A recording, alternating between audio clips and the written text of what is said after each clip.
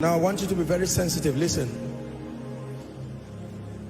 There was a time in my life I have met angels. I have encountered demon spirits. By the privilege of God's grace, I have encountered Jesus, the living Christ.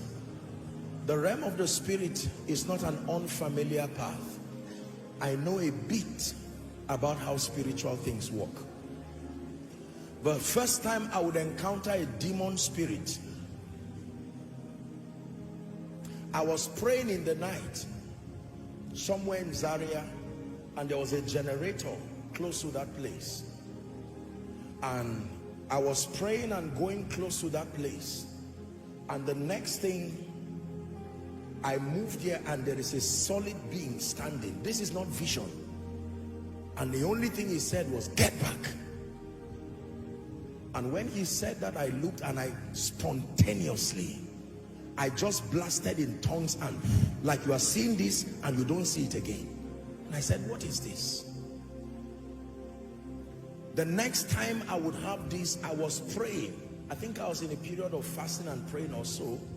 And then my room, the ceiling just disappeared. And then I'm seeing this giant creature. It looks like a dinosaur, very mighty. The eyes will be like the size of one man's head. You can imagine my head being the eye. So imagine how the head will be. And it had a long tail. But that tail had its own life. That means you could detach the tail from the being and it will still be alive. Red eyes. And it was looking at me. And it says, "So you think you will," what? I can't even remember. "What? So you think you will bring God's people into abundance?" I remember. And I said, so this is the spirit that sits upon men's destinies. They don't know. They think it's joblessness. They think it's just family conflict. They don't know that these are wicked spirits. By reason of the apostolic and the prophetic call, I have been exposed to visions. I have encountered spirits. Some of the songs that you hear us sing, I didn't write them. These were songs that I heard from the realm of the spirit, and I brought it down and wrote it. So when you see me minister to people, I'm not ministering from a standpoint of ignorance. There are real spirits sitting on the destinies of men, and they may not know. Ladies and gentlemen, whoever told the woman who was bound for 18 years that there was an actual spirit holding her like that?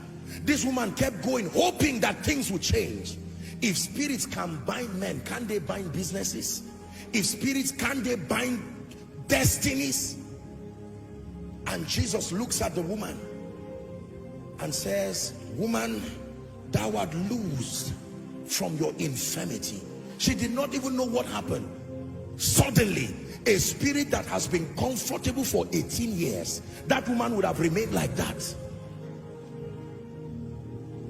Some of you have had some conditions around your life. It's like that. I just feel dizzy sometimes. I grew up like that. You are like that woman that has been bound. But Jesus came and he said, no matter how long it has been, the longest condition we know that a man has been in the Bible was 38 years. We don't know how long it took Job. The Bible does not record time, but at least we know that the longest recorded time where a man stayed in his tragedy was 38 years. Then there was 12 years. But when Jesus came and said, "Woman, thou art loosed from your infirmity," and then he laid hands and took that woman up. And when the other people started talking stupid talk, he said, "Ought not this woman, being a daughter of Abraham, whom Satan has bound, lo, all these years?" That means in Satan's economy, time does not matter. Don't say, "After 10 years I will be free." You will never be free because of the passage of time.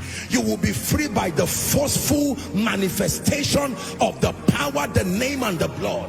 So listen, I'm saying that so that as I begin to minister now, we'll be very fast. That every condition you know, long-standing conditions, don't tolerate it and say, "It's been there. This bad luck has followed me since I was 5 years. Now I'm 50 years. It's like that. Anytime people want to do things, make sure it gives way this night.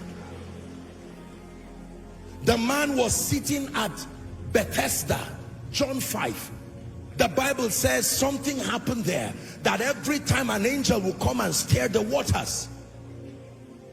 But the man had no one to help him. And then Jesus comes to him. The Bible says he was there for 38 years. Calls him an impotent man. Did his father not give him a name? What was his name?